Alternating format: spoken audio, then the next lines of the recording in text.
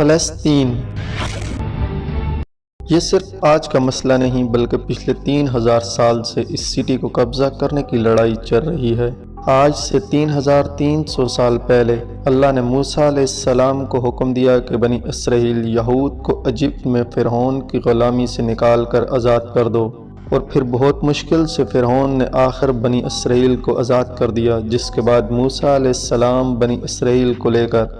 فلسطین کے پاس آئے اور کہا کہ اس سٹی پر حملہ کرو، لیکن بنی اسرائیل نے کہا کہ آپ اور آپ کا رب جا کر لڑیں، ہم یہ لڑائی نہیں کرنے والے، جس کی وجہ سے اللہ نے 40 سال تک انہیں اس ڈیزرٹ میں رہنے کی سزا دی، جدھر موسیٰ علیہ السلام پر آسمانی کتاب توریت نازل ہوئی، اور اس توریت کے پہلے chapter the book of Genesis میں صاف صاف لکھا ہے کہ یہ علاقہ فلسطین اللہ نے صرف اور صرف ابراہیم علیہ السلام کی اولاد کے لیے رکھا ہے، جس کی وجہ سے آج تک یہ جتنی لڑائیاں چل رہی ہیں یہ اس لیے ہے کیونکہ یہودی یہ کلیم کرتے ہیں کہ توریت کی اس آیت کے مطابق یروشلم اور فلسطین پر صرف اور صرف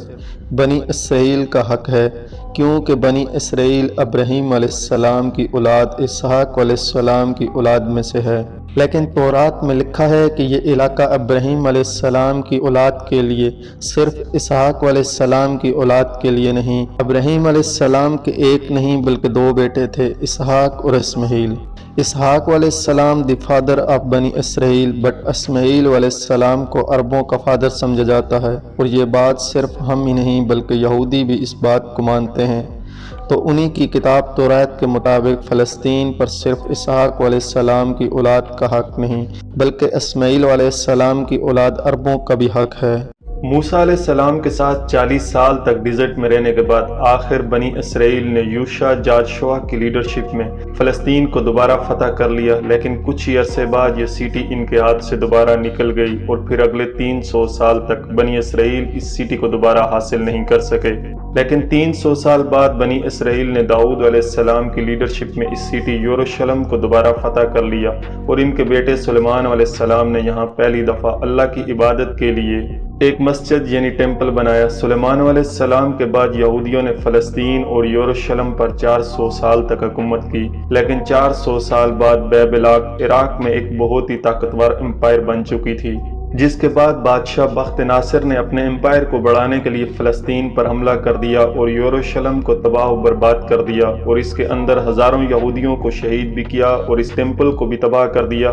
جو سلیمان علیہ السلام نے بنایا تھا، اور جتنے یہودی زندہ بچ گئے تھے ان ساروں کو غلام بنا کر اپنے کیپٹل بیبلاک عراق لے گیا، اور 70 سال تک یہودی عراقیوں کی غلامی کرتے رہے۔ لیکن 70 سال بعد عراق پر ایران کے ایک بہت ہی نیک بادشاہ سائرس دی گریٹ نے حملہ کر دیا۔ سائرس دی گریٹ، جسے ہم ذوالقرنین کے نام سے جانتے ہیں، سائرس دی گریٹ نے عراق کی اس حکومت کو فتح کر لیا، اور یہاں جتنے بھی یہودی تھے ان ساروں کو واپس فلسطین بھیجا، اور انہیں فنڈز بھی دیے کہ واپس جا کر سلیمان علیہ السلام کے ٹیمپل کو دوبارہ بناؤ جو اس سے پہلے تباہ کر دیا گیا تھا۔ اس کے بعد یہودیوں نے پھر فلسطین پر 400 سال تک حکومت کی، لیکن پھر ان پر ایک ایسی حکومت نے حملہ کیا جس نے سارے یہودیوں کو یہاں سے 600 سال تک باہر نکال دیا، دی گریٹ رومن امپائر، اور بنی اسرائیل پر اتنا ظلم کیا جو اس سے پہلے کسی نے بھی نہیں کیا تھا۔ یہودیوں نے رومن امپائر سے لڑنے کی بھی کوشش کی، لیکن رومن امپائر نے ہزاروں یہودیوں کو قتل کیا، اور حالات اتنے خراب ہوئے کہ یہودی رومن امپائر سے چھپ کر غاروں میں رہنے لگے،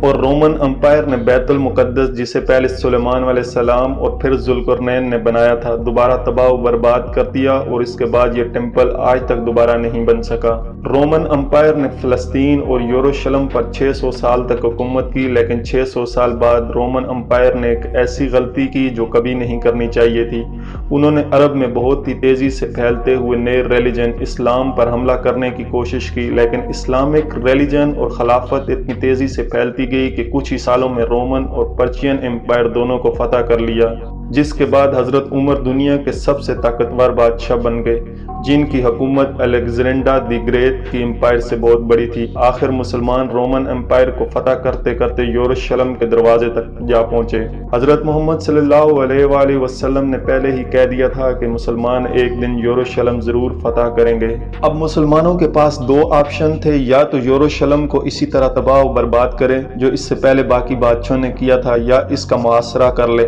آخر 6 مہینے کے محاصرے کے بعد یروشلم کے گورنر سیفرونس نے کہا کہ میں یروشلم صرف ایک ہی شرط پر مسلمانوں کے حوالے کروں گا کہ مسلمانوں کے بادشاہ خود عمر آ کر مجھ سے ملے۔ تو خالد بن ولید رضی اللہ تعالی عنہ نے سوچا کہ اب مسلمانوں کے امیر المومنین کو کیوں ڈسٹرب کیا جائے، تو وہ خود حضرت عمر بن کر سیفرونس سے ملنے گئے، کیونکہ خالد بن ولید رضی اللہ تعالی عنہ کی اپیرنس بالکل حضرت عمر سے ملتی جلتی تھی اور دونوں کی ہائٹ بھی بالکل سیم، آلموسٹ 7 فٹ۔ لیکن وہاں ایک شخص پہلے ہی حضرت عمر سے مل چکا تھا، تو انہوں نے کہا کہ یہ حضرت عمر نہیں ہو سکتے، تو مجبوراً خالد بن ولید کو حضرت عمر، اس وقت دنیا کے سب سے طاقتور بادشاہ کو یروشلم بلانا پڑا۔ سیفرونس گولڈ اور سلور پہن کر بالکل تیار ہو کے بیٹھا تھا، کیونکہ اتنے بڑے بادشاہ ان سے ملنے آ رہے تھے، لیکن سیفرونس اور پورا یروشلم یہ دیکھ کر حیران رہ گیا کہ بادشاہ کا غلام اونٹ پر بیٹھا ہوا ہے اور بادشاہ خود بالکل عام کپڑوں میں پیدل چل کر آ رہا ہے۔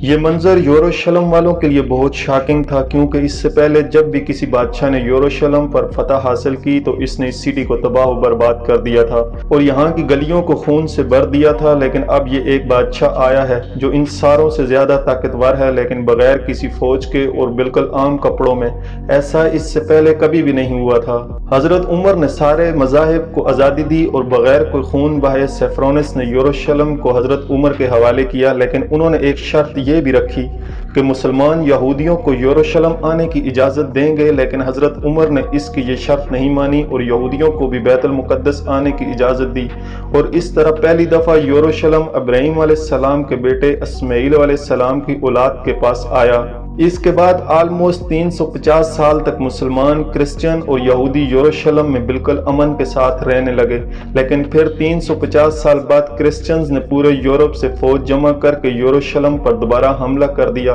اس وقت مسلمانوں کی آپس میں بہت لڑائیاں چل رہی تھی، جس کا فائدہ اٹھا کر کریسوڈز نے آسانی سے یروشلم کو فتح کر لیا اور یروشلم فتح کرنے کے بعد مسلمانوں اور یہودیوں پر بے پناہ ظلم کیا اور ہزاروں مسلمانوں اور یہودیوں کو شہید کر دیا اور مسجدوں کو بھی شہید کر دیا۔ ہسٹری میں لکھا ہے کہ کروسیڈز نے گلیوں کو مسلمانوں کے خون سے بھر دیا، حتیٰ کہ مسجد اقصی کو بھی مسجد سے ایک محل میں بدل دیا۔ یہودیوں کی عورتوں اور بچوں نے اپنی جان بچا کر اپنے آپ کو سینیکاگز میں بند کر لیا، لیکن کروسیڈز نے ان ساری بلڈنگز کو آگ لگا دی اور ان کے بچوں اور عورتوں کو زندہ جلا دیا۔ یہ سب صرف ہم نہیں کہتے، بلکہ یہ اتھینٹک ہسٹری کا حصہ ہے جسے یورپینز بھی مانتے ہیں۔ اس کے بعد ان کروسیڈز نے یروشلم پر 90 سال تک حکومت کی، لیکن پھر 90 سال بعد مسلمانوں کے ایک بہت ہی بڑے بادشاہ سلطان صلاح الدین ایوبی نے پوری مسلم دنیا سے فوج جمع کر کے یروشلم کو دوبارہ کرسچن سے چھین کر فتح کر لیا، اور اس وقت سارے کرسچنز کا یہ خیال تھا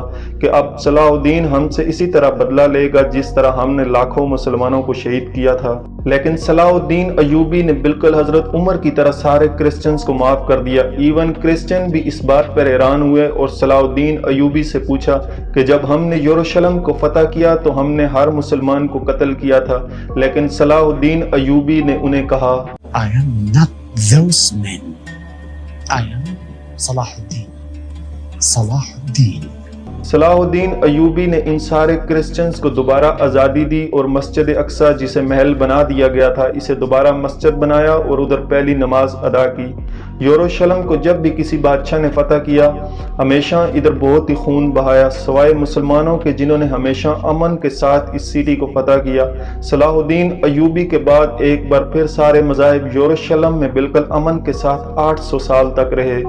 لیکن 800 سال بعد اور آج سے 100 سال پہلے جب یروشلم پر آتومن امپائر کی حکومت تھی، ورلڈ وار 1 کے بعد عربوں نے برٹش کے ساتھ مل کر عثمانیہ خلافت کو ہمیشہ کے لیے ختم کر دیا کہ ہم عربوں پر یہ ترکش لوگ آ کر کیوں حکومت کر رہے ہیں۔ تو اس نیشنلزم کی وجہ سے فلسطین بھی مسلمانوں کے ہاتھ سے نکل گیا، لیکن تھوڑے عرصے بعد پہلے برٹش اور یہودیوں کی آپس میں ڈیل ہو چکی تھی کہ اگر یہ برٹش کو یہ علاقے ملے تو ادھر ایک یہودی اسٹیٹ بنائیں گے، اور یہ معاہدہ ہوا کیوں تھا؟ کیونکہ اس سے پہلے یہودی یورپ کی ہر field, business, science, medical, banking, ہر چیز میں بہت سٹرانگ ہو چکے تھے، جس کی وجہ سے یہودی یورپ کے سب سے طاقتور اور رچ کمیونٹی بن گئے تھے۔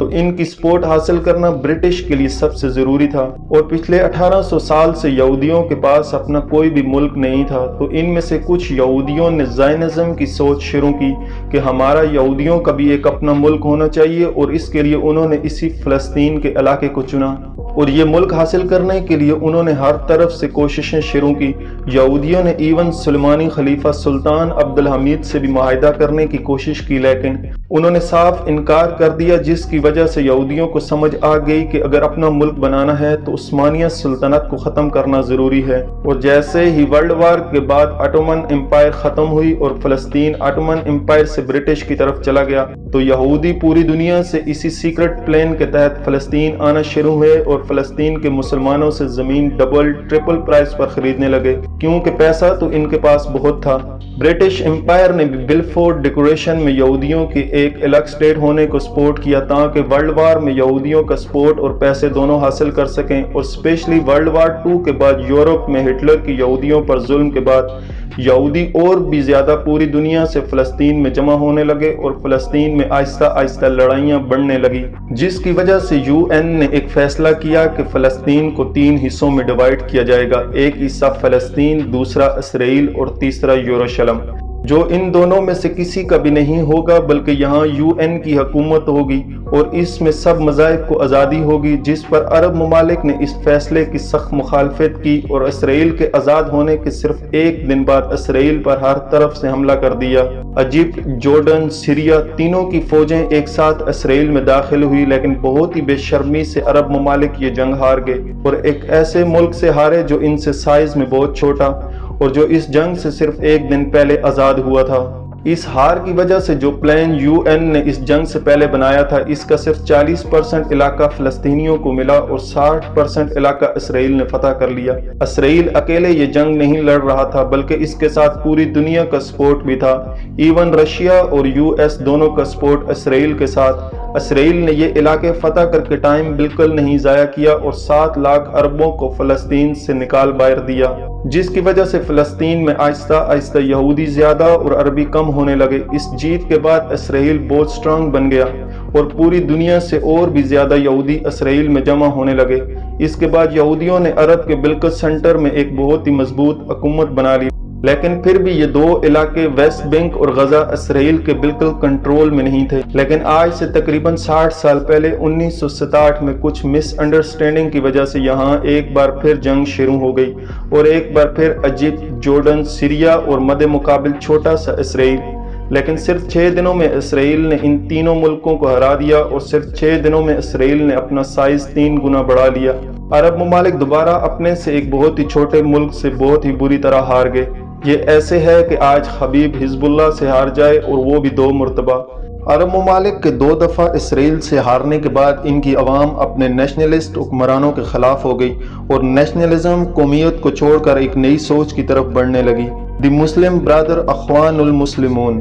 جو مصر کے ایک سکول ٹیچر حسن البنا نے بنائی تھی، جو ایک پاکستانی اسکالر مولانا مودودی کے خیالات سے انسپائرڈ تھے۔ اس سے پہلے اخوان المسلمون کا عرب میں صرف مذاق اڑتا تھا، لیکن اس حال کے بعد اخوان المسلمون نے عرب عوام سے کہا کہ یہ جنگ عرب کے مسلمان نہیں بلکہ یہ نیشنلسٹ ہارے ہیں جو صرف نام کے مسلمان ہیں، جس کے بعد عرب کی عوام اس نئی سوچ مسلم برادرہوڈ کی طرف آنے لگی۔ حماس بھی اسی اخوان المسلمون سے انسپائرڈ ایک گروپ ہے، لیکن اخوان المسلمون وائلنس کے خلاف ہے۔